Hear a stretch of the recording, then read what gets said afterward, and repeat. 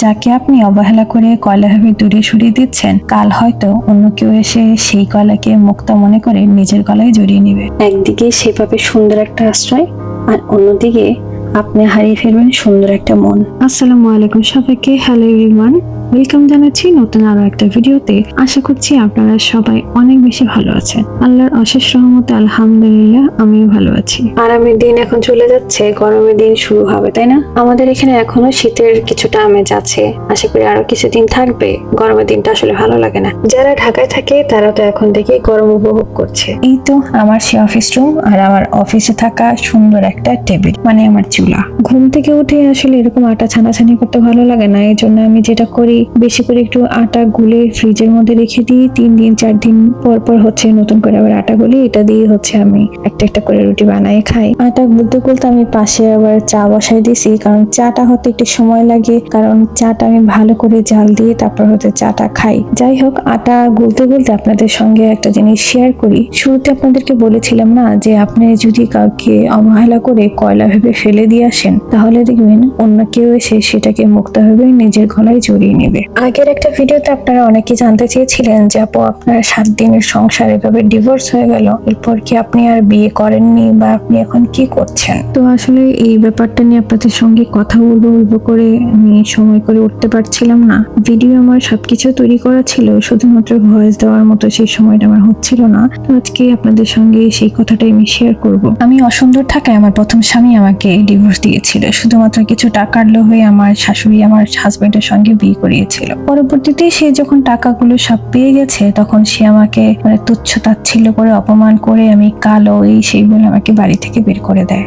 ভাগ্য কাকে কখন কোন জায়গায় নিয়ে যায় সেটা একমাত্র সৃষ্টিকর্তাই ভালো জানেন। আসলে আমার প্রথম ডিভোর্স হওয়ার পর আমি একদম পুরো ভেঙে পড়েছিলাম। আমার পড়াশোনায় অনেক ক্ষতি হয়েছিল, তারপরে আবার আমার বাবা অসুস্থ, এই সেই করে অনেক ঝামেলা পোহাতে হয়েছিল। পরে আমার বাবাই আমাকে বলেছিল যে পড়াশোনাটা আবার কন্টিনিউ কর। আমার বাবার এই সাপোর্টটা পেয়ে আমি আমার পড়াশোনাটা আবার নতুন করে কন্টিনিউ করি। মাস্টার্স কমপ্লিট করতে করতে আমি একটা অফিসে জবের জন্য ঢুকে যাই। তো সেখানের জবটা আমার কাছে ভালো লাগছিল। তো সেখানকার যত কলিগরা ছিলেন প্রত্যেকজনই প্রচন্ড মিশুক ছিলেন, যার কারণে আমার অতীতের সমস্ত ঘটনা, সমস্ত ফেলে যাওয়া দিনগুলো, কষ্টগুলো, এটা প্রায় আমার অনেকটাই রিকভার করে ফেলেছিলাম। একজন ছেলে কলিগের সঙ্গে আমার অনেক বেশি ভালো বন্ধুত্ব সম্পর্ক হয়ে যায়। তো তার সাথে আমি আমার অনেক কিছুই টুকটাক করে শেয়ার করতে করতে একটা সময় কখন যে তার প্রতি আমার ভালো লাগা তৈরি হয়ে যায় সেটা আমি বুঝতে পারিনি, এবং সেও যে আমাকে পছন্দ করে ফেলবে সেটাও আসলে কখনো কল্পনাও করতে পারিনি। তার সাথে আমার অতীতের ঘটে যাওয়া সমস্ত ঘটনাই শেয়ার করতাম,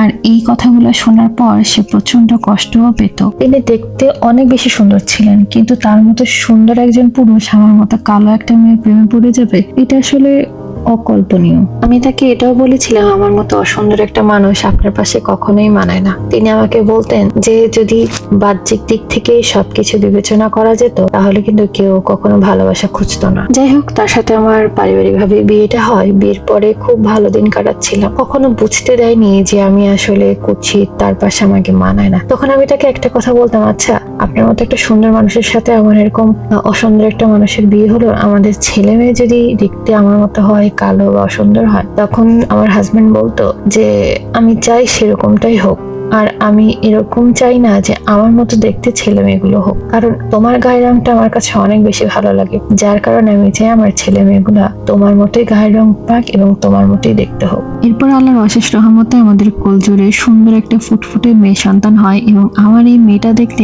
মাশাআল্লাহ আমার হাজবেন্ডের চাইতেও সুন্দর। আমার মেয়ের যখন 3 বছর বয়স, তখন আমরা 3 জন মিলে ঢাকার বাইরে ঘুরতে যাই। আমার খুব ইচ্ছা ছিল বাস জার্নি করতে, বাট আমার হাজবেন্ডের ইচ্ছা হয় যে সে প্লেন জার্নি করে ঢাকার বাইরে ঘুরতে যাবে। যাই হোক, যখন আমি প্লেনে উঠি, তার উঠার সময় আমি দেখি যে সামনের এক সিটে একটা লোক আর একটা মহিলা বসে থাকে। তো লোকটাকে আমি যখন আবার ঘুরে দেখাতে যাই, তখন তাকে আমার চেনা মনে হয়, আর তাকে যখন ভালো করে দেখতে যাই তখন দেখে আমার আর চিনতে বাকি নেই যে সেই লোকটাই আমার আগের হাজবেন্ড। প্লেন থেকে নামার পর আমার আগের হাজবেন্ড আমাকে ডাক দেয়, আর সেই সময় আমার হাজবেন্ডের কোলে আমার মেয়েটা ছিল। আমার আগের হাজবেন্ড আমাকে দেখে বলে, তুমি তো সে আগের মতোই কুৎসিত আছো, আগের মতোই কালো দেখতে, নিশ্চয়ই তোমার আমার হাজবেন্ড তোমার মতোই কুৎসিত দেখতে। তখন আমাকে জিজ্ঞেস করে তোমার কি ছেলে মেয়ে হয়েছে? আমি বললাম যে হ্যাঁ আমার একটা মেয়ে হয়েছে। আমাকে বলে তোমার মেয়ে তো তোমার মতোই কালো, এরকম কুৎসিত হবে। এতক্ষণ শুধু তার কথাই শুনছিলাম, কিছু বলিনি, কিন্তু এই কথাটা শোনার পর আমি আর চুপ করে থাকতে পারলাম না। আমার রাগ দেখে তখন আমাকে বলে তুমি সে আগের মতোই এরকম বেয়াদব আর রাগচটা আছো। তার এই কথা শোনা তাকে একটা কথাই বললাম,